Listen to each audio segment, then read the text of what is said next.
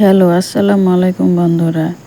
আমরা সাধারণত যেসব জিনিসের কদর করি না সেগুলোই অনেক মূল্যবান হয়। আজকে এই লাউয়ের খোসাগুলো ফেলবো না, ভর্তা করার জন্য কুচি কুচি করে কেটে নিব। আর এই ভর্তাটা আমার বড় যা খুব ভালোই পারে। তার হাতে মাখানো লাউ ভর্তাটা অনেক টেস্টি হয়। তাই তো সে সব মশলা দিয়ে পানি দিয়ে লাউটাকে সিদ্ধ বসিয়ে দিবে। এই তো সিদ্ধ বসিয়ে দিয়েছে, এভাবে কিছুক্ষণ সিদ্ধ করবে। সিদ্ধ হয়ে গেলে হালকা করে ঘুটে নিবে।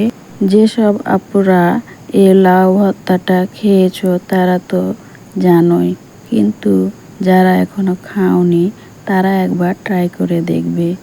আমি আবার এই যে শিলটিতে করে ভর্তাটাকে ভালো করে ডলে নিচ্ছি যেন গোটা না থাকে।